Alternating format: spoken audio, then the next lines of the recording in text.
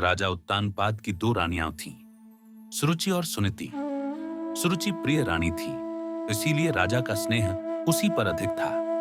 सुनीति, जो बड़ी रानी थी, उपेक्षित रहती थी। सुनीति का पुत्र था ध्रुव और सुरुचि का पुत्र था उत्तर। एक दिन छोटा ध्रुव अपने पिता की गोद में बैठना चाहता था। तभी उसकी सौतेली मां सुरुचि ने उसे कठोर वचन कहे। ध्रुव, यदि तुम्हें राजा की गोद में बैठना है तो पहले मेरे गर्भ से जन्म लेना होगा। इस जन्म में तुम्हें यह अधिकार नहीं है। 5 वर्ष के छोटे बालक का हृदय छलनी हो गया।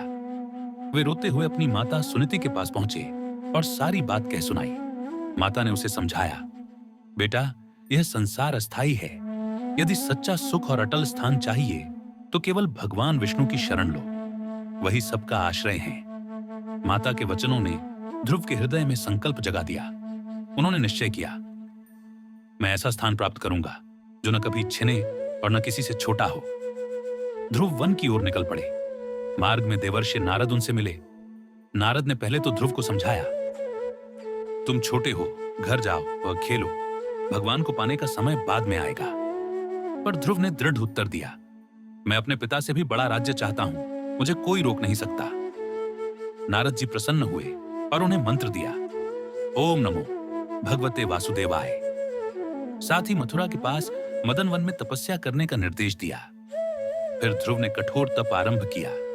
पहले महीने में केवल फल, दूसरे में केवल पत्ते, तीसरे में केवल पानी, चौथे में केवल वायु पर और अंत में 5वें छठे महीने में बिना कुछ खाए केवल भगवान का ध्यान। ध्रुव की तपस्या इतनी प्रबल थी कि संपूर्ण ब्रह्मांड डोलने लगा। देवता भयभीत होकर भगवान विष्णु के पास पहुंचे। तब भगवान विष्णु गरुड़ पर सवार होकर प्रकट हुए और ध्रुव के सामने खड़े हो गए। छोटा ध्रुव अपने ध्यान से बाहर आया और भगवान को सामने देखकर निःशब्द हो गया।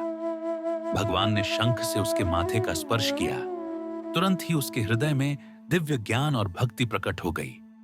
ध्रुव ने स्तुति की, प्रभु, मैं तो राज्य और प्रतिशोध चाहता था, पर आपने मुझे अटल पद दे दिया। अब मुझे सांसारिक वैभव नहीं चाहिए, केवल आपकी भक्ति चाहिए। भगवान विष्णु ने कहा, वत्स ध्रुव, तुम 36,000 वर्ष तक धर्मपूर्वक राज्य करोगे।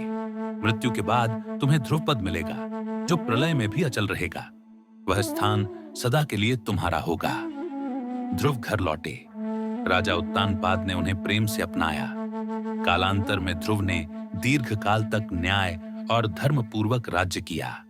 अंत में जब समय आया तो भगवान के दूत उन्हें दिव्य विमान में बैठा कर ले गए।